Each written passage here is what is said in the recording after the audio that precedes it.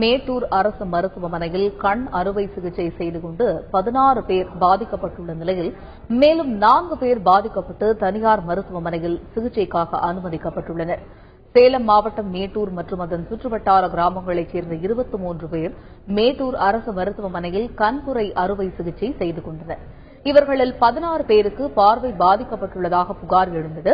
இதனையடுத்து பாதிப்பிற்கு உள்ளானவர்களில் 9 பேர் கோவை அரவிந்த் கண் மருத்துவமனையில் மேல் சிகிச்சைக்காக சேர்க்கப்பட்டுள்ளனர். 4 பேர் சேலம் அரசு மருத்துவமனையில் சிகிச்சை பெற்று வருகின்றனர். இந்த நிலையில் கோவை மற்றும் சேலம் மருத்துவமனைகளில் சிகிச்சை பெறுபவர்களை அமைச்சர்கள் விஜயபாஸ்கர், வேலுமணி, எடப்பாடி பழனிசாமி ஆகியோர் சந்தித்து ஆறுதல் கூறினர். இந்நிலையில் கண் பார்வை பாதிக்கப்பட்ட மேலும் 4 பேரை அரசு மருத்துவமனை செவிலியர்கள் சிகிச்சைக்காக தனியார் மருத்துவமனைக்கு அழைத்துச் சென்றனர். இதனிடையே கோவை அரவிந்த் மருத்துவமனையில் அனுமதிக்கப்பட்டுள்ள 9 பேருக்கு தொடர் சிகிச்சை அளிக்கப்பட்டு வருவதாகவும் நல்ல முன்னேற்றம் ஏற்பட்டுள்ளதாகவும் தலைமை மருத்துவர் நரேந்திரன் தெரிவித்துள்ளார். இங்க அட்மிட் ஆன 9 பேரும் இப்ப இம்ப்ரூவ் ஆயிட்டு வர்றாங்க. நம்மளுடைய சிகிச்சைக்கும் ரெஸ்பாண்ட் ஆறாங்க. இப்போ இன்னும் ஒரு வாரம் இல்லாட்டி 10 நாள், ஒரு வாரமான இங்க ஹாஸ்பிட்டல்ல வச்சிருந்து இந்த ட்ரீட்மெண்ட் கண்டினியூ பண்ணுவோம்.